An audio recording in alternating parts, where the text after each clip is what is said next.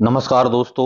आज के इस वीडियो में हम हल करने वाले हैं एमपी टेट वर्ग 3 primary school teacher eligibility test 2024 का ऑफिशियल क्वेश्चन पेपर जो 12 नवंबर 2024 को शिफ्ट फर्स्ट में हुआ था।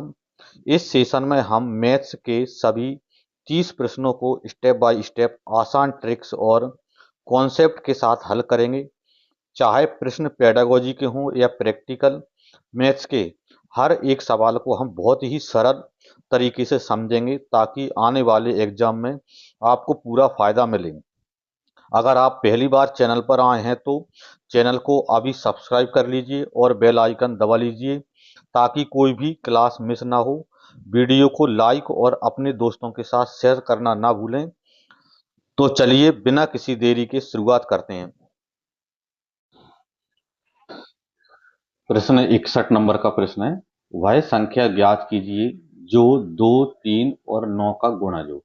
2, 3, 9 का गुणज का मतलब ये है कि ऐसी संख्या जिसमें 2 का भाग भी जा रहा हो, 3 का भाग भी जा रहा हो और 9 का भाग भी जा रहा हो। अब इसमें आपको कोई कैलकुलेशन नहीं करना है, ठीक है।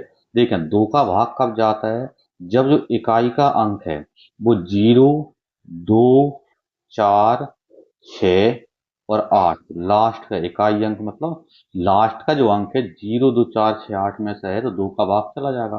तो चारों ही ऑप्शन में आपको इकाई का अंक 2 दिख रहा है, तो इसका मतलब 2 का भाग तो इन सभी में जा रहा है। अब आपको क्या देखना है कि 3 और 9 का भाग वर जाए।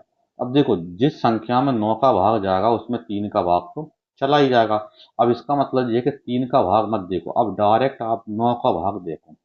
9 का भाग किस में जा रहा है, और 9 का भाग जाने के लिए आप क्या का शर्त होती है कि जो अंकों का जो योग होता है, अंकों का योग करो। जिस भी संख्या में 9 का भाग चेक करना है तो उसके अंकों का योग करो, उनके अंकों को जोड़ो और उन अंकों के योग में यदि 9 का भाग चला जाए तो पूरी संख्या में 9 का भाग चला जाएगा। जैसे इसमें देखें 182 है तो 2 और 8 10 और 1 11, 11 में 9 का भाग नहीं जाता है, तो इसका मतलब ऑप्शन ए तो गलत है। दूसरा देखें यहाँ पर 9 और 7 16 और 2 18, 18 में 9 का भाग जाता है, 9 दूनी 18, इसका मतलब ऑप्शन बी आंसर आपका बन जाएगा। और आप चेक कर लो और किसी में भाग 9 का नहीं जाएगा, ऑप्शन बी आंसर आपका बन जाएगा, ठीक है। तो गुणज का मतलब 2, 3, 9 का गुणज का मतलब 2, 3, 9 का भाग चला जाए, 2 का भी जाए, 3 का भी जाए और 9 का भी जाए। प्रश्न नंबर 62 है, निम्नलिखित में से कौन 9 से विभाज्य है। 9 से विभाज्य मतलब किस संख्या में 9 का भाग जा रहा है। तो अभी हमने पिछले ही पढ़ा था कि 9 का भाग जाएगा मतलब अंकों का योग 9 से विभाजित, हो मतलब जिस भी संख्या को चेक करना उसमें अंकों को जोड़कर 9 का भाग देकर देख लो। जिसके अंकों के जोड़ में यदि 9 का भाग जाएगा तो पूरी संख्या में 9 का भाग चला जाता है। जैसे ऑप्शन ए को आप चेक यहाँ पर करेंगे तो 4 और 3 7 और 5 12, 6 18 और 8 26 और 9 35, 35 में 9 का भाग नहीं जाता, इसका मतलब ऑप्शन ए तो गलत है। दूसरा देखें 2 और 8 10, 10 और 7 17, 17 और 5 22, 22 और 4 26 और 4 30, 30 में भी 9 का भाग नहीं जाता, ठीक है। इधर देखें 8 और 3 11, 11 और 4 15, 15 और 6 21, 21 और 8 29, 29 और 7 36, 36 में 9 का भाग जाता है, यानी ऑप्शन सी आपका आंसर सही है, ठीक है। ये हमारा आंसर होगा, देखते ही आंसर बन जाएगा यहाँ पर, ठीक है। प्रश्न 63 है, दो संख्याएं हैं जिनका योग 28 और अंतर 4 है, छोटी संख्या ज्ञात कीजिए। देखो जब भी दो संख्याओं का योग और दो संख्याओं का अंतर दे तो आपको छोटी संख्या निकालना है, तो उस योग और अंतर का अंतर करके आधा कर दो तो आपको छोटी संख्या निकल जाएगी। और यदि बड़ी संख्या निकालना है तो दोनों का प्लस करके आधा कर दें। जैसे आपको छोटी संख्या निकालना है तो छोटी संख्या निकालने के लिए हम क्या करें, 28 और 4 का अंतर और जो भी आए उसका आधा कर दो, मतलब 28 में से 4 घटाएंगे 24 आएंगे और 24 के क्या करेंगे, आधे करेंगे, मतलब 2 का भाग दे देंगे, 24 का आधा मतलब 12, यानी ऑप्शन सी आंसर आपका बन जाएगा। अगला प्रश्न है, एक व्यक्ति और उसके पुत्र की औसत आयु 18 वर्ष है। व्यक्ति और उसके पुत्र की औसत आयु 18 वर्ष है, उनकी आयु का अनुपात 5:1 है मतलब वर्तमान की बात कर रहे हैं। 6 वर्ष बाद उनकी आयु का अनुपात क्या हुआ। अब यहाँ पर पहले तो देखो कि व्यक्ति और उसके पुत्र की औसत आयु 18 वर्ष है। औसत का मतलब ये है कि एवरेज एवरेज एक लोग की यहाँ पर जो आयु है वो कितनी 18 वर्ष है। तो दोनों की जो टोटल आयु है वो 18 दूनी 36 वर्ष यहाँ पर हुई। ठीक है, व्यक्ति और उसके पुत्र की कुल आयु देखें ना तो 18 और 18 मतलब 18 दूनी 36 वर्ष हो गई। अब उसने बोला है कि उन दोनों की आयु का जो अनुपात है 5:1 है। ठीक है, क्या है 5:1। ये किसकी, व्यक्ति और उसके पुत्र की आयु का अनुपात 5:1 है। इसका मतलब ये है कि व्यक्ति की आयु यदि 5 भाग है, 5 यूनिट है, तो पुत्र की आयु का 1 यूनिट है। मतलब दोनों की कुल आयु देखे तो 5 और 1 6 यूनिट है। अब टोटल आयु कितने वर्ष है, 36 वर्ष है। और 36 वर्ष 5 और 1 6 यूनिट से बन रहा है। तो 6 यूनिट यदि 36 वर्ष के हैं तो 1 यूनिट में कितने वर्ष बने, 6 6 36, मतलब 1 यूनिट 6 वर्ष का है। इसका मतलब ये है कि व्यक्ति की आयु यदि 5 यूनिट है तो 6 5 30 वर्ष व्यक्ति की आयु हुई। ठीक है, और पुत्र की आयु 1 यूनिट है तो 1 यूनिट कितने का है, 6 का है। तो पुत्र की आयु 6 वर्ष है। लेकिन उसने पूछा क्या है कि 6 वर्ष बाद उनकी आयु का अनुपात। तो 6 वर्ष बाद यहाँ पर व्यक्ति की आयु 36 हो जाएगी। और 6 वर्ष बाद पुत्र की आयु, तो 6 और जोड़ेंगे तो 6 वर्ष से 12 वर्ष हो जाएगी। तो दोनों की आयु का अनुपात तो 36:12। कट रहे तो काट दो, जैसे 12 एकम 12 और 12 3 36, यानी कितने आएंगे 3:1 है। ठीक है, यानी उन दोनों की आयु का जो अनुपात है वो 3:1 है। मतलब ऑप्शन डी आंसर आपका बन जाएगा। अगला प्रश्न है, समांतर चतुर्भुज का एक कोण 42 डिग्री का है। समांतर चतुर्भुज के सबसे छोटे कोण के आधे और सबसे बड़े कोण के 2 गुने का योग क्या हुआ।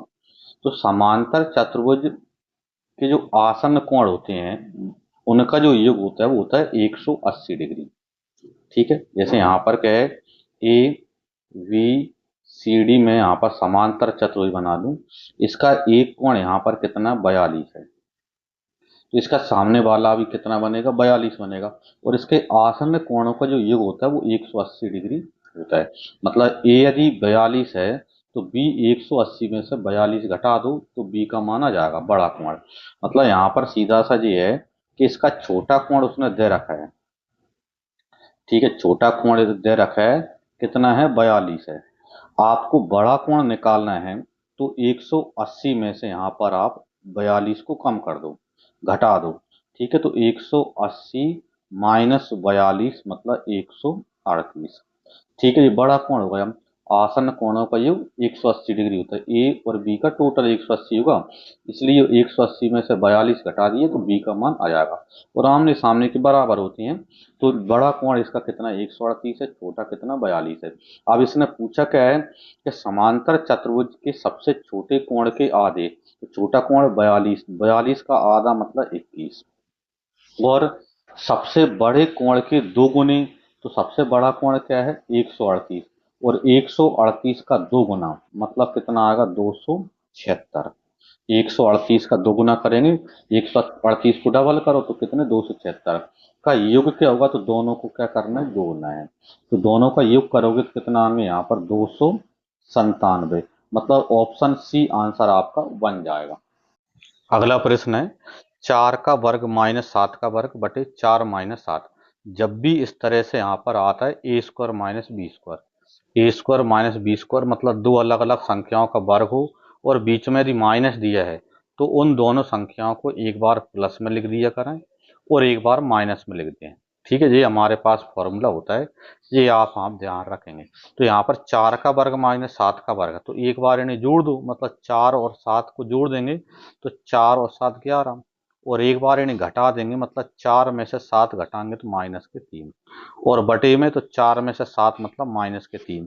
तो -3 से -3 कट जाएगा, क्या जाएगा आपका उत्तर 11 आपका बच जाएगा। तो 11 आंसर आपका हो जाएगा, यानी ऑप्शन ए आंसर इसका बन जाएगा। अगला प्रश्न है, 8 की पावर 3 - 1 की पावर 3 का मान क्या होता है 8 की पावर 3, यानी इसको 8 को 3 बार लिखेंगे तो 8 गुणा 8 गुणा 8 3 बार करते हैं तो ये आता है 512। माइनस 1 की पावर 3 मतलब 1 को 3 बार लिख के गुणा करेंगे तो एक ही आएगा, क्योंकि 1 को तो आप कितने भी बार गुणा में लिख लो 1 का 1 ही आता है। तो 512 में से 1 कम करेंगे तो 511 आपका उत्तर हो जाएगा, यानी ऑप्शन ए आंसर आपका बन जाएगा। अगला प्रश्न है 5.29 की पावर 0.5 कॉमा 2 प्लस 0.5 का वर्ग कॉमा 1 प्लस 0.5 बटे 1 माइनस 1 बटे 2 और √5 के बीच सबसे बड़ी संख्या कौन सी है। तो इन चारों में से आपको बड़ी संख्या आपको छांटना है, ठीक है। इसमें कैलकुलेशन नहीं करना है, बस ये अपना क्या कॉन्सेप्ट आधारित क्वेश्चन है, समझ पर आधारित है। आप जितना अच्छा समझ के करेंगे उतना अच्छा आपका क्वेश्चन बनेगा। तो पहले तो आप देखो ऑप्शन से जब करने हैं तो आप उस चीज को भी ध्यान रखें, गलत का भी पता होना चाहिए कि जी नहीं हो सकता। अपन एक बड़ी संख्या निकालना है। अब देखो जैसे √5 है और यहाँ पर क्या है √5 है और यहाँ पर 5.29 की पावर 0.5।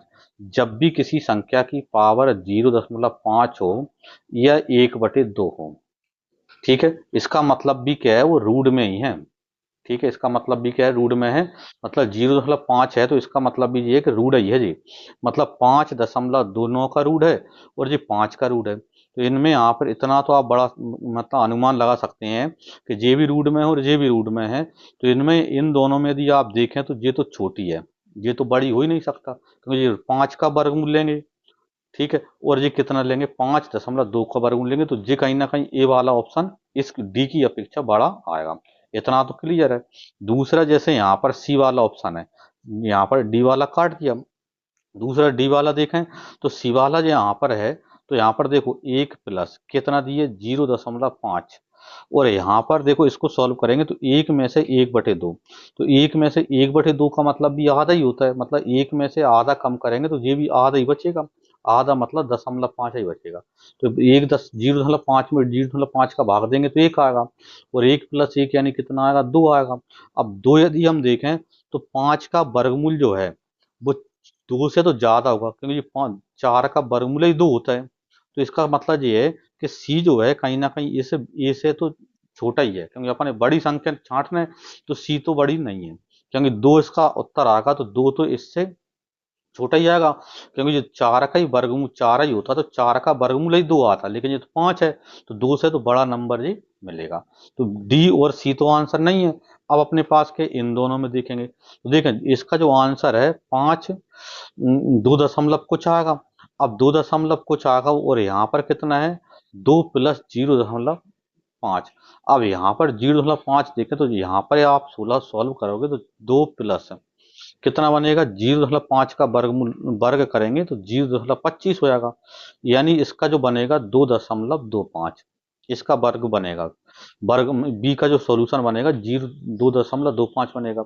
और इसका जो आंसर है वो इससे बड़ा आएगा ए वाला। क्यों बड़ा आएगा, देखो 5 का वर्गमूल लेंगे तो 2 से बड़ा तो आना ही है, और दूसरा 0.29 का वर्गमूल ले लेना है।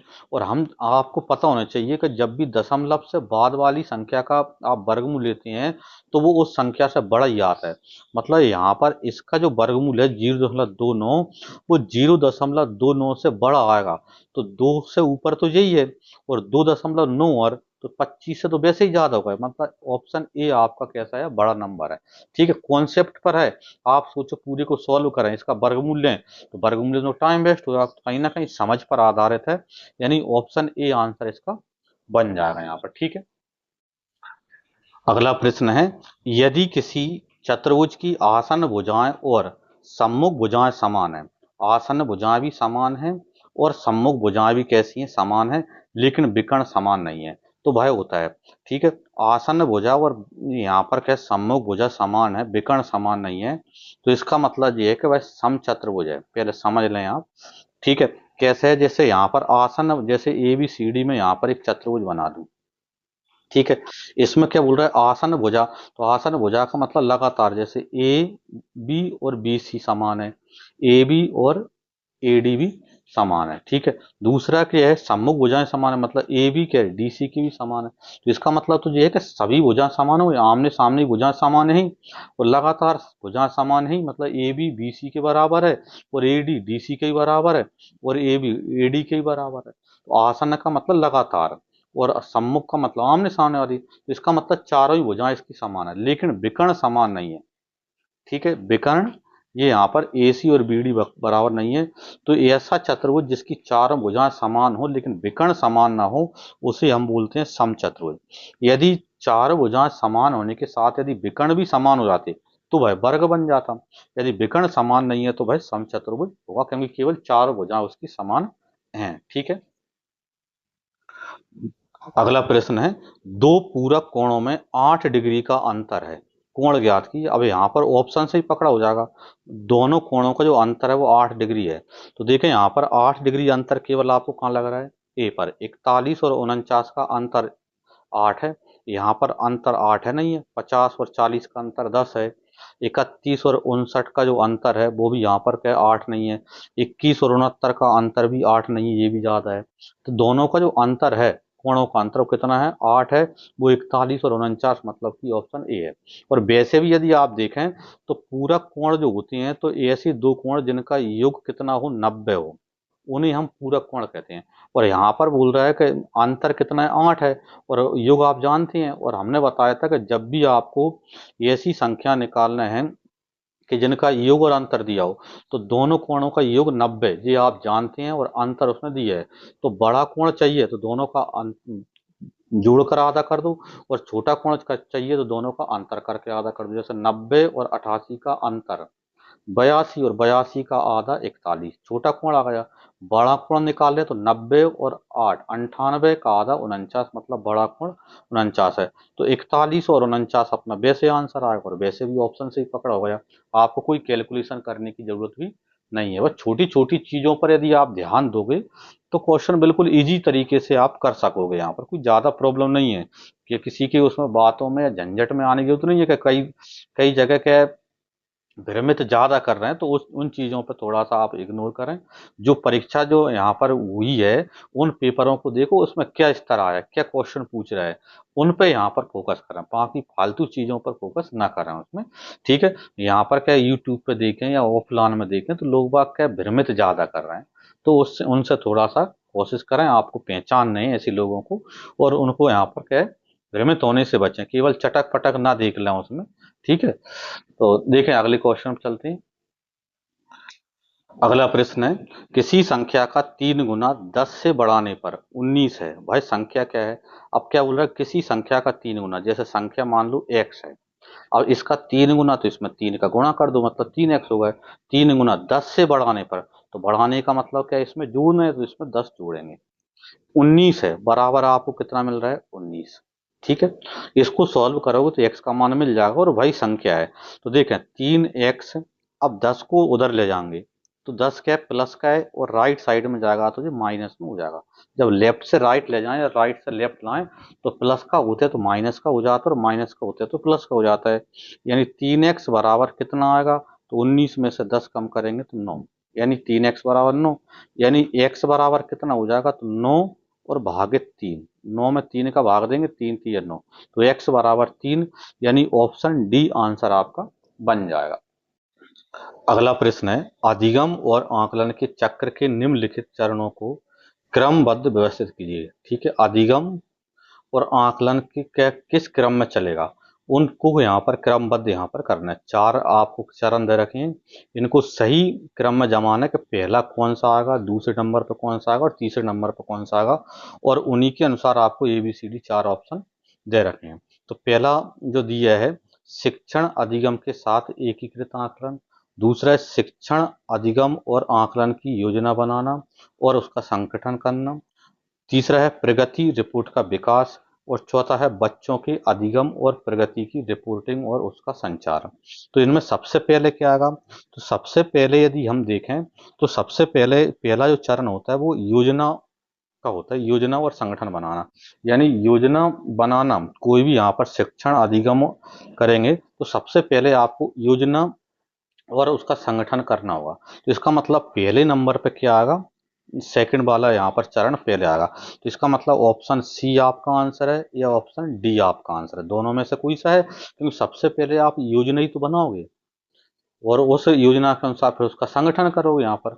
ठीक है, तो यहाँ पर या तो सी है या डी है। ठीक है, क्योंकि सी और डी में सेकंड जो यहाँ पर क्या है कथन है वो फर्स्ट नंबर पे दे रखा है। फिर अपना यहाँ पर क्या है दूसरा जो चरण होता है, दूसरा यहाँ पर चरण होता है वो होता है यहाँ पर क्या है आकलन का। मतलब यहाँ पर फिर उसके बाद क्या शिक्षण अधिगम के साथ एकीकृत आकलन। ठीक है, पहले योजना बनाएंगे, उसका संगठन करेंगे, फिर एकीकृत आकलन। एकीकृत आकलन का मतलब ये है कि शिक्षण के साथ साथ उसका आकलन चलता रहा। मतलब पहले यहाँ पर क्या पहला यहाँ पर सेकंड कथन आएगा और दूसरे नंबर पर फर्स्ट कथन आएगा, यानी ऑप्शन डी आंसर आपका बन जाएगा। ठीक है, मतलब यहाँ पर पहले क्या हो जाएगा, यहाँ पर क्या रिपोर्ट बना लोगे, योजना बना लोगे, तो उसका संगठन कर लोगे। दूसरे नंबर पर फिर शिक्षण अधिगम के साथ उसका एकीकृत करना, मतलब उसको एकीकृत कर लोगे यहाँ पर। ठीक है, तीसरे नंबर पे फिर उसकी रिपोर्ट यहाँ पर बनाओगे। ठीक है, एकीकृत करने के बाद तीसरे चरण में जो आएगा प्रगति की रिपोर्ट तैयार करोगे। मतलब शिक्षण आकलन के बाद जो भी आंकड़े आपको मिलेंगे उसके आधार पर बच्चों की प्रगति रिपोर्ट तैयार की जाएगी। और प्रगति रिपोर्ट तैयार करने के बाद सबसे लास्ट में क्या आएगा, बच्चों के अधिगम और प्रगति की रिपोर्टिंग और उसका संचार। फिर उनका क्या संचार करना होगा यहाँ पर, मतलब सबको बताना होगा, उनको प्रस्तुत यहाँ पर करना होगा। तो ऑप्शन डी आपका क्रम सही है। ठीक है, अगला प्रश्न है, एक शिक्षक अपनी कक्षा में बच्चों को उनके परिवेश में मौजूद वस्तुओं के भौतिक गुणों को अपने शब्दों में समझाने के लिए प्रोत्साहित करता है। ठीक है, भौतिक गुणों को समझाने के लिए अपने शब्दों में क्या समझने के लिए प्रोत्साहित करता है। तो अपने छात्रों के साथ ऐसी गतिविधि करने के पीछे शिक्षक का क्या उद्देश्य हो सकता है वो आपको इनमें से बताना है। ठीक है, तो पहला ऑप्शन है बच्चे अपनी भाषा में वस्तुओं को समझाने का आनंद लेते हैं, जैसे कि वे डम्ब सराट्स खेलने का आनंद लेते हैं। ऑप्शन बी है यह बच्चों को अनौपचारिक रूप से किसी वस्तु के भौतिक गुणों का निरीक्षण करने का अवसर देता है, जो आकारों के बारे में उनकी समझ को गहन बनाता है। ऑप्शन सी है यह एक उपयोगी गतिविधि है जो एक बच्चे को आकारों का परिचय कराती है। ऑप्शन डी है यह एक बहुत ही रोचक गतिविधि है जिसे आकार की अवधारणा को पुनः देखने के लिए खाली समय में किया जा सकता है। तो इसका जो सही आंसर है वो यहाँ पर ऑप्शन बी, यह बच्चों को अनौपचारिक रूप से किसी वस्तु के भौतिक गुणों को का निरीक्षण करने का अवसर देता है। ठीक है, तो एक अनौपचारिक शिक्षा है, एक प्रैक्टिकली यहाँ पर है। तो ऑप्शन बी हमारा आंसर इसका बन जाएगा इसका। ठीक है, अगला प्रश्न है 13 मीटर 65 सेंटीमीटर से 117 सेंटीमीटर का अनुपात है। ठीक है, 13 मीटर 65 सेंटीमीटर से 117 सेंटीमीटर का अनुपात बनाना है। तो 1 मीटर में होते हैं 100 सेंटीमीटर, 13 मीटर में 1300 और प्लस 65 तो 1365 सेंटीमीटर। ठीक है, और अनुपात यहाँ पर 117 सेंटीमीटर। जब भी अनुपात बनाओ तो यहाँ पर क्या है, जो दोनों जो यूनिट है वो समान होना चाहिए। मतलब ये सेंटीमीटर है तो ये इसको भी पूरे को सेंटीमीटर में ही बदलेंगे, ये सेंटीमीटर को मीटर में ही बदल सकते हैं। तो 1365 अनुपात 117। अब इसको यहाँ पर जितना हो सके उतना यहाँ पर काट के छोटे से छोटे रूप में हम कर देते हैं यहाँ पर। ठीक है, जैसे यहाँ पर अब देखें हम तो एक 9 का भाग जा रहा है इसमें, और इसमें यहाँ पर 5 और 6 11 और 3 यहाँ पर क्या 14 और एक 15, मतलब 3 का भाग जा रहा है। 3 से काट देते हैं, 3 से काटते हैं तो देखो 3 से काटेंगे 3 चौको 12, एक बचा 3 5 15, 3 5 15। इधर 3 से काटेंगे तो कितना आएगा, यहाँ पर क्या 3 3 9, दो बचे यहाँ पर 3 9 27। ठीक है, अब यहाँ पर क्या है हम किससे 13 से यहाँ पर काट दें।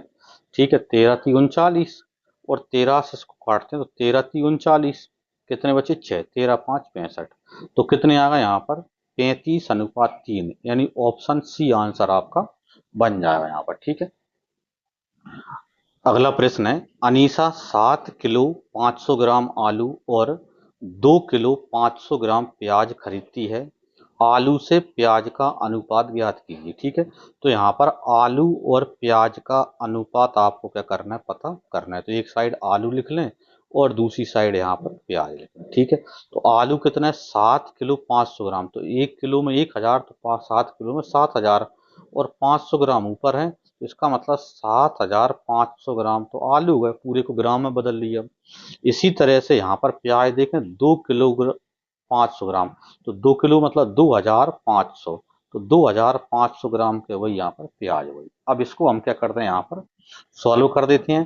तो देखें 2 जीरो से 2 जीरो कट जाएगा, 25 से काटेंगे, 25 से कम 25, 25 थी 75, मतलब 3 और 1 है, तो 3:1, 3:1 मतलब ऑप्शन सी आंसर आपका बन जाएगा। अगला प्रश्न है 2u² भी माइनस यू की पावर 4 भी डब्ल्यू एक खाली स्थान है, मतलब यहाँ पर एक पदी है, द्विपदी है, त्रिपदी है, बहुपद है। ठीक है, तो यदि हम इसको देखें तो यहाँ पर इसमें क्या है, दो पद हैं, जैसे एक पद जे हो गया और एक जे हो गया।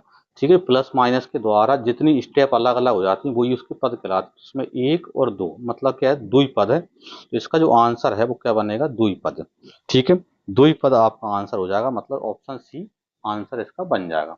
ठीक है, यदि 3 स्टेप होती तो त्रिपद हो जाता है यहाँ पर। ठीक है, अगला प्रश्न है एक वृत्त और एक वर्ग का क्षेत्रफल समान है, उनके परिमापों का अनुपात ज्ञात कीजिए। ठीक है, वृत्त और वर्ग का क्षेत्रफल समान है, तो वृत्त का क्षेत्रफल आप जानते हो क्या होता है यहाँ पर πr², और वर्ग का जो क्षेत्रफल होता है वो होता है भुजा का वर्ग, तो भुजा का वर्ग जैसे a², जैसे वृत्त की त्रिज्या r है तो πr² वृत्त का क्षेत्रफल, और a² जैसे भुजा यदि a है वर्ग की तो a² उसका क्षेत्रफल हो गया, तो πr² बराबर a²। ठीक है, अब यहाँ से यदि आप चाहो तो चाहे तो r का मान निकाल लो और चाहे आप a का मान यहाँ पर निकाल लो। ठीक है, अभी इसको यहाँ पर रख लेना, जैसी आपको जरूरत लगे वैसा रख लेना। ठीक है, अब हमसे पूछा क्या है कि इनकी अनुपात यहाँ पर क्या है, परिमापों का अनुपात चाहिए, तो वृत्त का परिमाप यानी वृत्त की परिधि होती है 2πr, और अनुपात में वर्ग का परिमाप मतलब यहाँ पर 4 गुणा भुजा, भुजा मतलब जैसे हमने ए मान रखी है। ठीक है, तो ये यहाँ पर है। अब देखें यहाँ पर, तो इसमें यहाँ पर क्या है r² बराबर इधर रखें यहाँ पर, तो यहाँ से यदि आप r का मान यहाँ से निकालोगे तो r बराबर क्या होगा, यहाँ पर a और बटे में रूट में पाई, रूट में पाई क्या होगा, वर्ग घटाएंगे तो इसका तो वर्गमूल हो जाएगा, लेकिन पाई पे वर्ग नहीं इसलिए वर्गमूल में आएगा, तो r की जगह आप क्या लिख सकते हो, a बटे में रूट पाई, तो यहाँ पर क्या है 2 पाई तो है ही, और r की जगह a बटे रूट पाई। ठीक है, और अनुपात में यहाँ पर कितनी है 4a, तो a से a तो कट जाएगा। ठीक है, और 2 एकम 2, 2 दूनी 4। अब यहाँ पर देखो पाई बटे रूट पाई है, तो पाई ऊपर जो पाई है इसको आप डबल बार इस तरह से लिख सकते हो, पाई इंटू पाई, और बटे में तो रूट पाई है ही, और अनुपात यहाँ पर कितना है 2, तो एक रूट पाई से तो एक रूट पाई कैंसिल हो जाएगा, तो क्या बचा रूट पाई अनुपात 2, और रूट पाई अनुपात 2 मतलब ऑप्शन बी आंसर आपका बन जाएगा। अगला प्रश्न है x का मान ज्ञात कीजिए यदि 3:4 बराबर 27:x। ठीक है, x का मान चाहिए, तो 3:4 का मतलब ये है कि 3 और बटे में 4 बराबर क्या 27:x, मतलब 27 बटे में x। ठीक है, अब देखो एक x को इधर लाएंगे, ठीक है, और 3/4 को उधर ले जाएं, तो 27, तो 4 ऊपर चला जाएगा और 3 नीचे बटे में जाएगा। ठीक है, पलट जाएगा, 3 से 27 को काट दें तो यहाँ पर 3 9 27, यानी क्या बचे 9 गुणा 4, यानी 9 गुणा 4 यानी कितने 36, यानी ऑप्शन बी आंसर आपका बन जाएगा। अगला प्रश्न है एक गणित शिक्षक के रूप में विद्यार्थियों के प्रदर्शन का मूल्यांकन निम्न के लिए नहीं है। तो गणित शिक्षक के रूप में विद्यार्थियों के प्रदर्शन का मूल्यांकन निम्न के लिए किसके लिए नहीं है, छात्रों के उन्नयन के लिए। तो विद्यार्थियों के प्रदर्शन का मूल्यांकन छात्रों के उन्नयन के लिए तो है, ठीक है। दूसरा है छात्रों को प्रेरित करने के लिए, तो यहाँ पर ये भी है। शिक्षक प्रदर्शन का आकलन करने के लिए, तो मूल्यांकन में शिक्षक के प्रदर्शन का आकलन भी होता है। चौथा है शिष्य का लक्ष्य प्राप्त करना, तो ये नहीं है कि शिष्य का लक्ष्य प्राप्त करना, ऑप्शन डी आंसर इसका नहीं है। बाकी क्या है विद्यार्थियों के प्रदर्शन का मूल्यांकन के लिए ये तीनों पॉइंट शामिल है, लेकिन सी डी यहाँ पर नहीं है, तो ऑप्शन डी कैसा है गलत है, मतलब ऑप्शन डी हमारा आंसर बनेगा। अगला प्रश्न है, गणित किसका विज्ञान नहीं है? स्थान, संख्याओं, गणनाओं, कंक्रीटीकरण। तो गणित किसका विज्ञान नहीं है? कंक्रीटीकरण। ये देखते ही आंसर बन रहा है यहाँ पर इसमें, तो ठीक है। अगला प्रश्न है, गणित निम्नलिखित में से किसका विज्ञान है? तो अभी अपन ने किया उसका ही उल्टा है। गणना, स्थान, संख्या, बीच की दूरी, मात्रा, स्थिरांक और चर। तो किसका विज्ञान है? तो गणित जो है वो गणना, स्थान और संख्याओं का विज्ञान है, ठीक है। अगला प्रश्न है, बच्चों के वातावरण में उन चीजों पर कक्षा में चर्चा शुरू करें जो लुढ़कती हैं और फिसलती हैं, ठीक है। जी यहाँ पर क्या है, बच्चों में के वातावरण में उन चीजों पर कक्षा में चर्चा शुरू करें जो लुढ़कती हैं और फिसलती हैं। बच्चों को उनके आकार को देखने में मदद करें और देखें कि कुछ चीजें कैसे लुढ़कती हैं और अन्य स्लाइड करती हैं। जैसे यहाँ पर क्या है, पहला है यहाँ पर फर्स्ट, पहला है मैथ मैजिक, दूसरा है यहाँ पर एनसीईआरटी, ये इनका क्या है, स्रोत है, ठीक है। अब इसके लिए यहाँ पर एक शिक्षक को यह समझाने में मदद करने के लिए कक्षा 2 की एनसीईआरटी पाठ्य पुस्तक में इस तरह के सुझाव दिए गए हैं, ठीक है। इस तरह से यहाँ पर के सुझाव आपको क्या है, पुस्तक में मिलते हैं। तो इसका क्या ऑप्शन यहाँ पर हो सकता है? प्रदर्शन के साथ पूरक चर्चाओं से छात्रों को अवधारणा को बेहतर ढंग से समझने में मदद मिलती है। जी इस प्रकार बुक आप देखोगे तो उन बुकों में जी आपको देखने को मिलती है, अपनी एनसीईआरटी की जो भी बुक है। तो इसका उद्देश्य क्या है? तो पहला ऑप्शन दिया है, प्रदर्शन के साथ पूरक चर्चाओं से छात्रों को अवधारणा को बेहतर ढंग से समझने में मदद मिलती है। ऑप्शन बी है, चर्चा कक्षा में कई दृष्टिकोण लाती है। ऑप्शन डी है, गणित कक्षा के लिए चर्चा सबसे अच्छी रणनीति है। ऑप्शन डी है, शिक्षकों के लिए यह अनिवार्य है कि वे बच्चों का ध्यान अपने आसपास की चीजों की ओर आकृष्ट करें।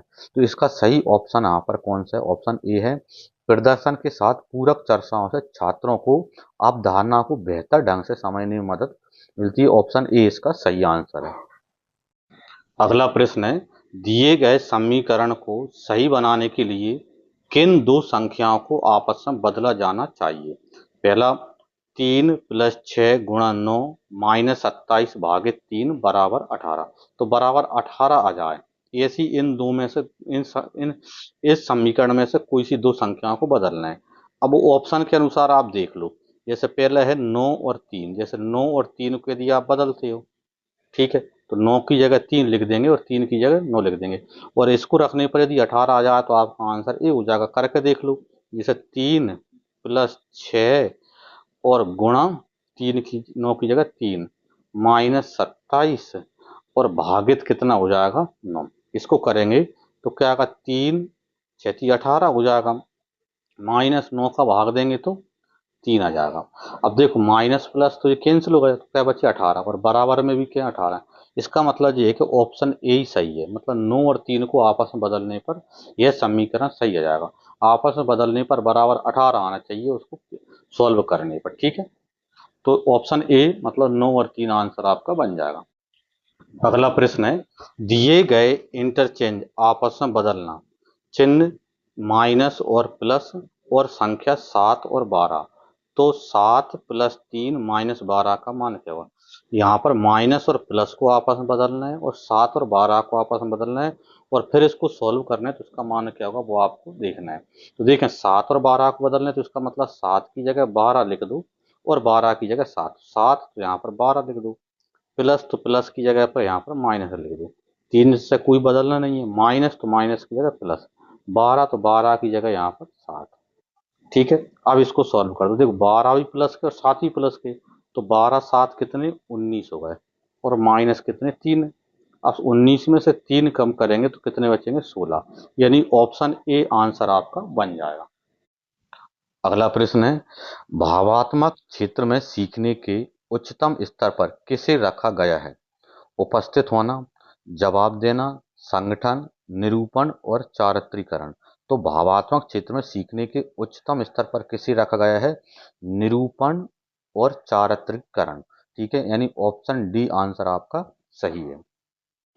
अगला प्रश्न है, संगोष्ठी एक प्रकार की है, खोज विधि, चर्चा विधि, व्याख्यान विधि, प्रदर्शन विधि। तो संगोष्ठी मतलब क्या है, कई छात्र, दो या दो से अधिक छात्र मिलकर यहाँ पर आपस में चर्चा करते हैं, वो संगोष्ठी कहलाती है। मतलब संगोष्ठी एक प्रकार की क्या है, चर्चा विधि है। दो या दो से अधिक छात्र मिलकर किसी विषय पर क्या करें, चर्चा करें, वो संगोष्ठी कहलाती है। तो संगोष्ठी एक प्रकार की क्या है, तो संगोष्ठी एक प्रकार की चर्चा विधि है। ठीक है। अगला प्रश्न है, गणित कौन से मूल्य सिखाता है? केवल अनैतिक, नैतिक और सामाजिक, केवल अनुशासनात्मक, केवल बौद्धिक, और ऑप्शन डी है नैतिक, सामाजिक, अनुशासनात्मक और बौद्धिक। तो ऑप्शन डी आंसर इसका सही बने। शिक्षा शास्त्र में यदि आप देखें तो केवल वाली तो वैसे भी गलत ही निकलती हैं। 99% जो ऑप्शन है केवल वाले यदि शिक्षा शास्त्र से, चाहे वो किसी भी शिक्षक, किसी भी विषय का शिक्षा शास्त्र, वो गलत ही निकलते हैं 99%। ठीक है। तो यहाँ पर हमारा आंसर है गणित कौन से मूल्य सिखाता है, तो गणित नैतिक मूल्य भी सिखाता है, सामाजिक मूल्य भी सिखाता है, अनुशासनात्मक और बौद्धिक, इन सभी प्रकार के मूल्य मतलब सिखाता है गणित। ठीक है। अगला प्रश्न है, एक शिक्षक प्रभावी होता है यदि वह कक्षा में सब कुछ समझाता है। ऑप्शन बी है प्रत्येक छात्र के लिए स्पष्टीकरण दोहराता है। ऑप्शन सी है विभिन्न प्रकार के सीखने के अनुभव प्रदान करता है। और ऑप्शन डी है छात्रों द्वारा उठाए गए सभी सवालों के जवाब देता है। तो एक शिक्षक प्रभावी होता है तो उसमें उस प्रभावी होने के लिए सबसे जो महत्वपूर्ण जो गुण है वो है विभिन्न प्रकार के सीखने के अनुभव प्रदान करता है। वह शिक्षक क्या होता है, सबसे प्रभावी और सबसे सफल शिक्षक माना जाता है जो सीखने के विभिन्न प्रकार के अनुभव प्रदान करें। ठीक है। अगला प्रश्न है, मानसिक रूप से असाधारण बच्चों की श्रेणी में शामिल है। तो मानसिक रूप से असाधारण बच्चों की श्रेणी में कौन शामिल है? केवल प्रतिभाशाली बच्चे, केवल रचनात्मक बच्चे, केवल मानसिक रूप से मंद बच्चे, दिए गए सभी विकल्प। मतलब प्रतिभाशाली, रचनात्मक और मानसिक रूप से मंद बच्चे, ये सभी बच्चे क्या कहलाते हैं, असाधारण बच्चे कहलाते हैं। ये असाधारण बच्चों की श्रेणी में आता है। मतलब ये मत समझ लेना कि मानसिक रूप से मंद बच्चे असाधारण हैं। प्रतिभाशाली बच्चे हैं वो भी असाधारण ही कहलाते हैं, रचनात्मक बच्चे हैं वो भी असाधारण कहलाते हैं, और मानसिक रूप से मंद बच्चे हैं वो भी असाधारण बच्चे ही कहलाते हैं। अगला प्रश्न है, सीखने के मनोवैज्ञानिक सिद्धांतों में शामिल है। तो सीखने के मनोवैज्ञानिक सिद्धांतों में कौन शामिल है? करके सीखना, जी के सीखना, संगति, सहयोग और गतिविधि के माध्यम से बच्चे बेहतर हैं, दिए गए सभी विकल्प। तो दिए गए सभी विकल्प अपना आंसर बनेगा। सीखने के मनोवैज्ञानिक सिद्धांतों में क्या ये तीनों ही शामिल है। करके सीखना भी मनोवैज्ञानिक सिद्धांत है, जी के सीखना भी मनोवैज्ञानिक सिद्धांत है, और संगति से, संयोग से, गतिविधि के माध्यम से सीखना भी क्या है, से मनोवैज्ञानिक सिद्धांत के अंतर्गत ही आता है। इसलिए ऑप्शन डी हमारा आंसर सही है। मतलब दिए गए सभी विकल्प सही हैं। ठीक है। सभी सिद्धांत इसमें शामिल हैं, सभी के मनोवैज्ञानिक सिद्धांत हैं सीखने के।